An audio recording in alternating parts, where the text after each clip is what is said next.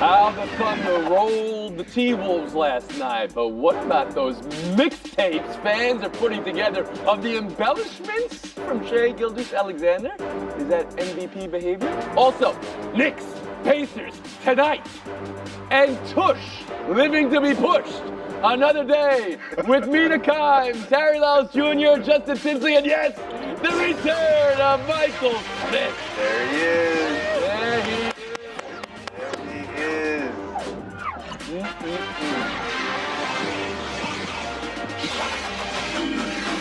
Welcome home, Michael Smith. 451 career appearances, 136 career wins. People always ask me, you're a real one, who has the highest win percentage of all time? Michael Smith does, 30.2. How about that? Yeah, and also the author of this moment in show history. From your knees. Keep Boss your back the ball. straight. Boss the ball. Give it, boss the ball. Give me that. Give me that. Every time. 20 seconds. You won a show because you danced. You have to live with that. Bomani still has not forgiven me for that. I once He has muted not Michael so hard I thought I broke my finger. So we've got stories on stories. But Michael, you've got 10 seconds now to say anything you like. Oof. Maybe my favorite moment in show history was bringing, I think, my first two kids onto this show. Yes. Savannah's 19. She made her birthday yesterday. My daughter and my money go to University of Michigan. Go Blue. Okay. Mason is killing it. He's 17. And Maya is on the way to Broadway. She'll be 13 in July. I'm old, Tony. I'm old. I know, man. I was going to mute I'm the oldest you, but person on the show. I'm not muting Maya, Brad. I'm not muting the kids. All right. One more thing here to celebrate. Our people getting hardware. Mina Kimes and the NFL Live crew, a well-deserved Emmy. We get the bonus for that. And another of our own. Look at this picture. Jen Latta. 3 Emmys. Wow. Huzzah! Big points. Wow. On her next show. Look at that. But let's go to our first word. Thunder 114, Timberwolves 88. There was a moment right before half when it looked like Minnesota would go in with an 8-point lead. No. OKC turned it then. They found that next year that they've shown us all year long, and it was a blowout by the end. I want to get your take on this. It's becoming a thing, the story inside the game. Shai Gilgeous-Alexander and the whistles he gets, and the mixtapes NBA fans are making of his winces and falls on contact and minimal contact. Last night, SGA, 14 free throws on 13 fouls called. So address that too, whether he's a free throw merchant and embellishing, or whether you think it's smart ball. And then Anthony Edwards in defeat, quote, we'll figure it out, end quote. For the story of game one, around the horn, Harry Lyles Jr.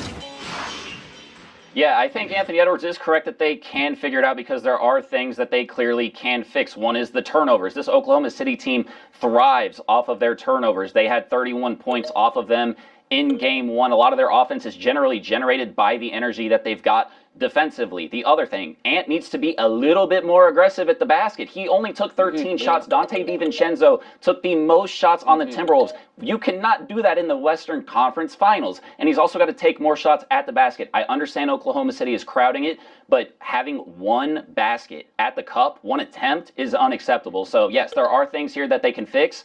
I still lean Oklahoma. Right, well, I wanted to say, that was a lot of Minnesota from your view of this game last night. Mina Kimes, I'm going to ask you what you learned last night. The story of the game was the Thunder's defense. This was the best defensive team in the regular season. They've been even better statistically in the postseason, and they were absolutely magnificent. In the first half, SGA and Jalen Williams were 4 for 21. They were only down 4 points, the Thunder, explicitly because of defense. In fact, 18 of those 44 points came off of turnovers. I do think they can keep that rate up because it's something that they have been doing so consistently, Harry. That said, this is not over because the Wolves had a ton of open threes, in part due to the Thunder's strategy of packing the paint, and they just missed them. This is a good three-point shooting team. I don't think they're going to be as bad moving forward. Justin Tinsley, around the horn to you. Yeah, so I'm going to focus on Anthony Edwards' comments after the game. He said that he will have a counter for this. But what happens when OKC has a counter for Anthony Edwards' counter? Because we know they will. You know, everybody's been focusing on these turnovers, and as they should.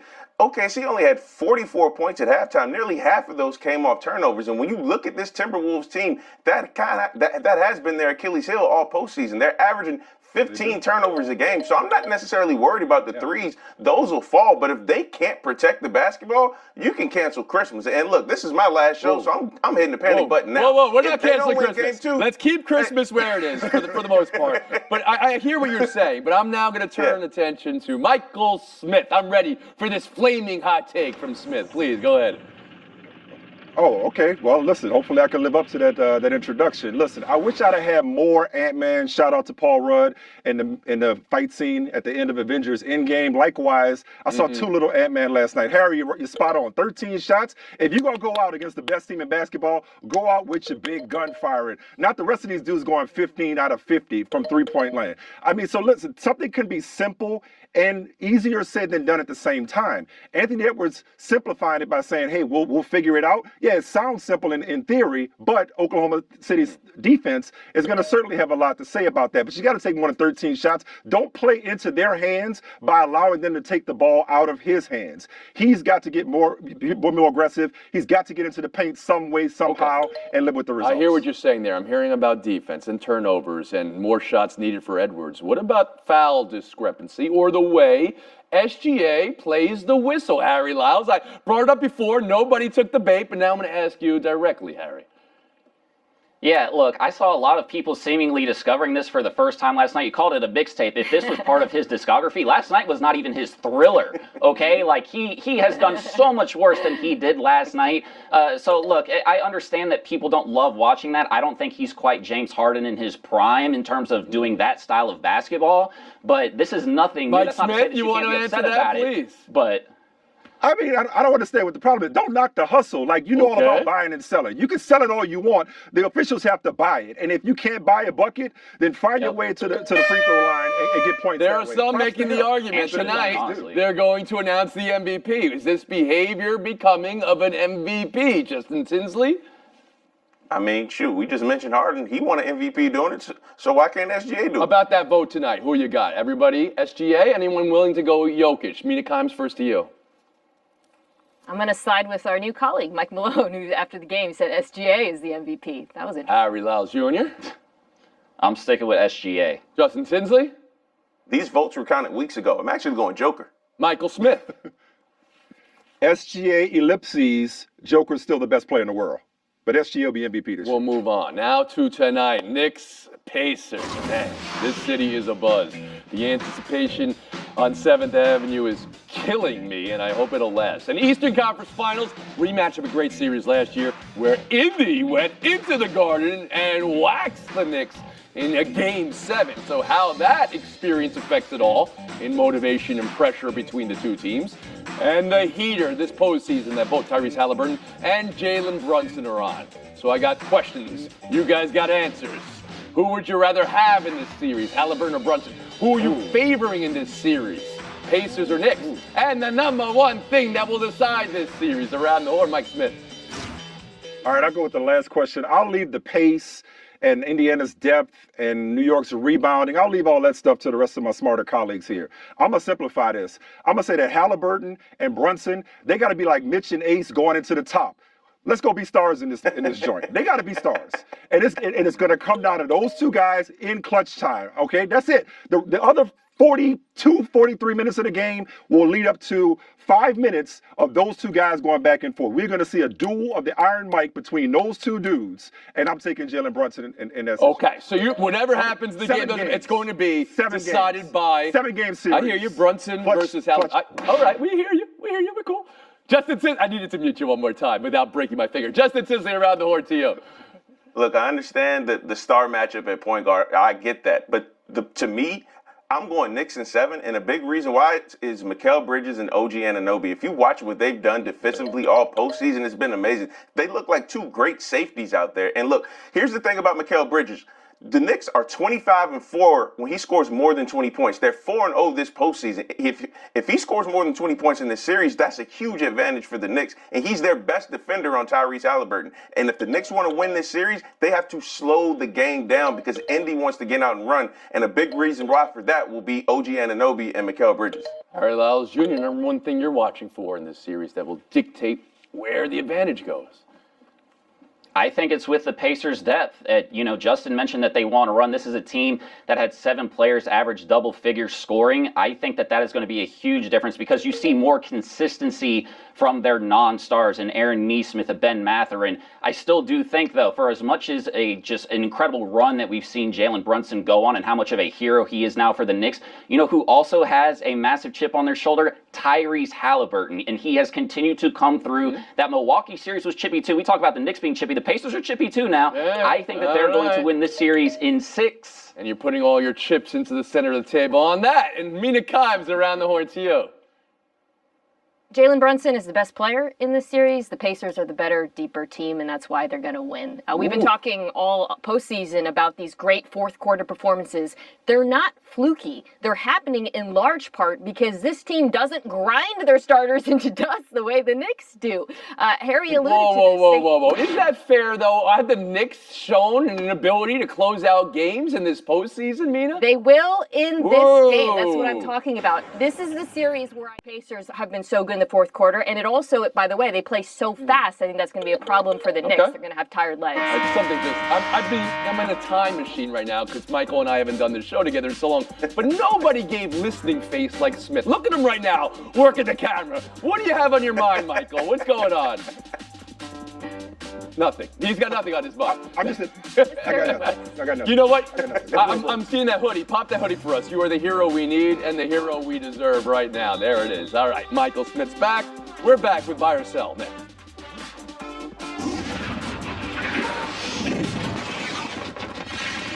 The tush push, not banned. Again, how many proposals and will be shut down? Another one. Final vote today was 22 for banning it, 10 for allowing it, which means it didn't get the necessary threshold, and Philly shoves it in everyone's face, as they do with such a high percentage of success. Remember, it was the Packers who proposed this ban.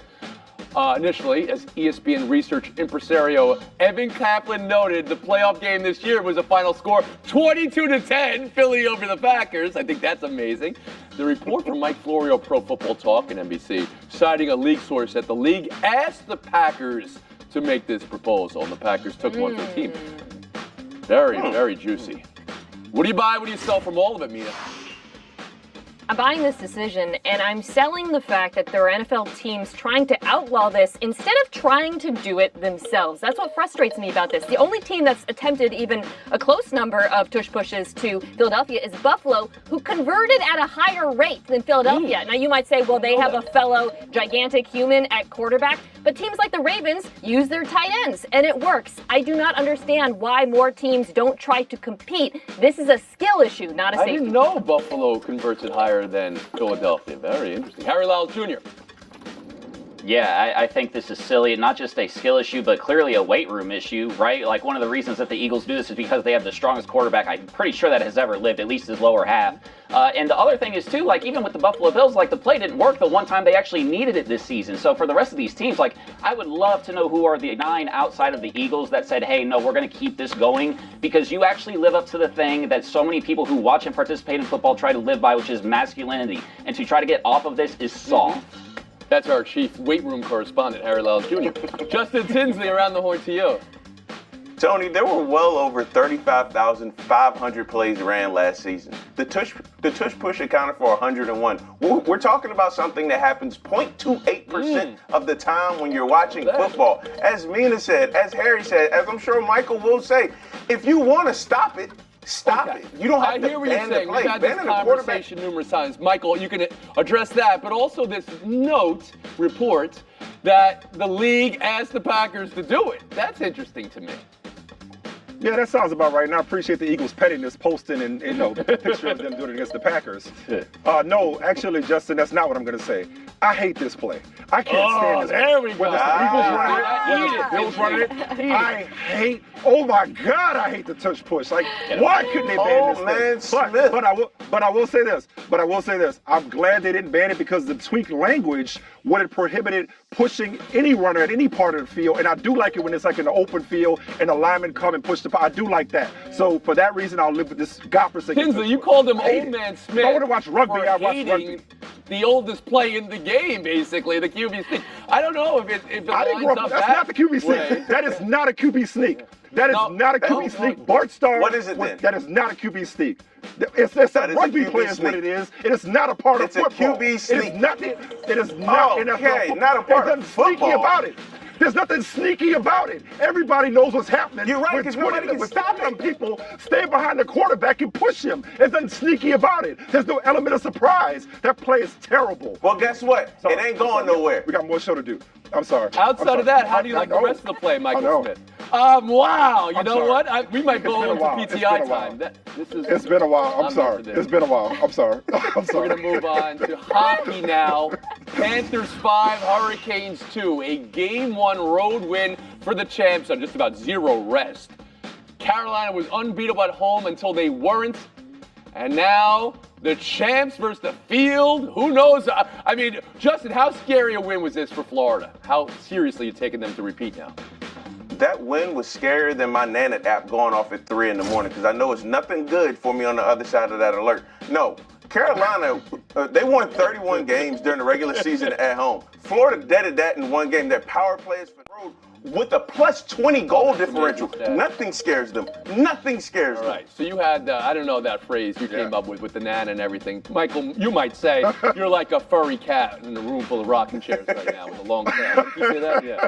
That's what the Hurricanes are feeling. Jesse, you'll appreciate this. The Panthers came through Carolina like Snoop coming through New York, crushing the buildings. That's what they did last night. I mean, Carolina wasn't losing at home. They weren't giving up goals at home. They weren't giving up power plays at home. And here we go. Like Florida, not to be trifled with. Florida and everybody else. I love that this is my last one because we can make bold proclamations and no one's going to hold us accountable. The Panthers are repeating. And for a litany of reasons. Justin alluded to this. They've been excellent on the road. They have the best keeper in hockey. Bobrovsky had 31 saves. He's only allowed 5 goals in the last 6 games, I believe, or 6 in the last 5, pardon me. And they're getting contributions from a multitude of players, different lines. This is the deepest, best. Harry Lyles Jr.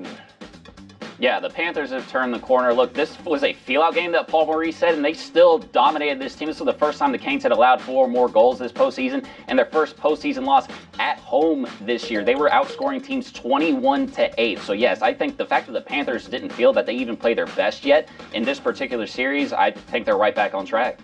Well, they weren't really off track, but I hear what you're saying. We're going to stay on track. Nobody needs to dance to get their way into Showdown, although I wouldn't stop you if you were dancing right now. Everybody's advancing to Showdown for one final That phase. was a great. Times, Lyles, Is it Brandon Tinsley, Spikes? Stick around. It's Brandon Spikes, right? Yeah, it was Brandon Spikes. Spikes. And he was Boston Ball, baby. Even though, FaceTime is one of my favorite parts of the show because we were FaceTime before FaceTime. No offense, iPhones, but that's what we were called. And it's a chance to talk about whatever you like. I never mute a FaceTime, and you don't have to just talk about the show and say nice things. It could be, any shopping cart debate we've had before. We've had serious ones, and we've had fun ones. First, to Harry Lyles, FaceTime, please. Tony, I have wanted to do this show since I was 9 years old. I just wanted to thank my mom, dad, sister, brother, Josh. Thank you for that phone call in 2019. My Uncle Carl and Aunt Edith, I'm going to miss your text messages after the show. The rest of my friends and family in Evansville, Indiana, I love you guys. Whitney Medworth, Jessica Smetana, Alex Kirshner, Matt Gilbert, Ferruccio Jaquan, Tababi, Marissa Tayo. I love you guys. My therapist. If you are struggling with mental health, please keep fighting. I am rooting for you. Aaron Solomon and Eric Rydholm, thank you guys for giving me a chance. Tony, thank you for your friendship and support, especially in times when I could not speak for myself. I am forever indebted to this show and you guys, and I promise you, I will continue to pay it forward. Mina Kimes, FaceTime. That was beautiful, Harry. I just want to say something about Tony Reali. Everybody always talks about how kind Tony is and how he cares about things bigger than sports. I want to say something else. Tony is the biggest ball knower I have ever met. His ability to talk about literally every sport, whether it's women's basketball, hockey, baseball, or the sport I cover, football, is unparalleled and a testament to both his work and his passion and intelligence. Tony, I just want people to recognize that when they talk about you. Also, the Mariners are winning the World Series this year. Michael Smith, FaceTime. Mahalia Jackson's saying that if I could help somebody as I travel along, then my living will not be in vain. This show has helped a lot of people. Harry spoke to it a second ago. You guys are an institution. You showed up for people every day at 5 o'clock Eastern. People could count on you. You brighten days. People that you never met, that maybe never got a chance to reach out and express themselves, but I know I speak for them. And I know that this show literally changed the course of my career and therefore changed my life. And this show and this staff and this group has always shown up for me. It was there for me at the most difficult point in my career. You insisted, Tony, that I sit in your chair. And so this show, it will never be forgotten. You guys have a lot to be proud of, and I'm grateful for just being a part of this family. Justin Tinsley, FaceTime. Over the last 4 years that I've been on this show, I've been blessed to accomplish a lot of great things, books, podcasts, but most importantly, my beautiful wife, Jade, and my 2 beautiful kids, Huey and Veda. Also going through some tough times with my mother and my grandmother passing away this year. But each step of the way, this show has been there with me. I thank you so much for what you've done for me, not just professionally, but personally as well. And some people may feel that this show lost its way, but I can tell you one thing. This show helped me find mine. And this show helped so many other people find their own way. God bless Around the Horn. God bless anybody and everybody who's ever watched this show and supported this show. I love you from the bottom of my heart. Okay, thank you very much. That was a lot, guys. You know how I feel about you. I just wanted to say we have Frank Isola, Michelle Steele, Ramona Shelburne. This is our fan. And that if he is not in there in that building, on the football field, in the practice field, in the meeting rooms with those quarterbacks, that offensive line, those running backs, the wide receivers, and he's just going to show up in training camp at some point in time, they are way behind, man. They are way behind. They're ice skating uphill in a division where everyone else, outside of Cleveland, obviously, a quarterback, is kind of set and ready to roll. In a conference overall that has nothing but standout quarterback play when you're talking about the AFC. And the last time I checked, the Steelers don't measure themselves, historically, by just being competitive. They're trying to win the North, and they're trying to win the conference, and they're trying to win Super Bowls. That's how they judge success in Pittsburgh. Not being competitive, not being respectable, not, hey, can you win 8.5 games? Can you win 9.5 games? Can we just keep Mike Tomlin's streak of being a plus 500 football coach, alive? That's not how they judge success. And if they don't get Aaron Rodgers in there, it's going to be one of those years where every single game they're going to be holding on for dear life. Yeah, I completely agree with you, Lou. And if you don't get Aaron Rodgers in there, guys, think about this. Lives are going to change. I mean, if you just think about the mentality of Cam Hayward and Minka Fitzpatrick, if I'm going to the first game of the season and I look out there and Mason Rudolph or Will Howard is my quarterback, why the hell am I out here wasting my time? If you're Cam Hayward going in the year, whatever it is, why are you out here giving everything you have for Will Howard or Mason Rudolph? No disrespect to either one of them, but we're not going anywhere with them at the quarterback position. So why am I out here in my umpteenth year in this league trying to win a championship when offensively and organizationally we're not? And so they have to know something about Aaron Rodgers.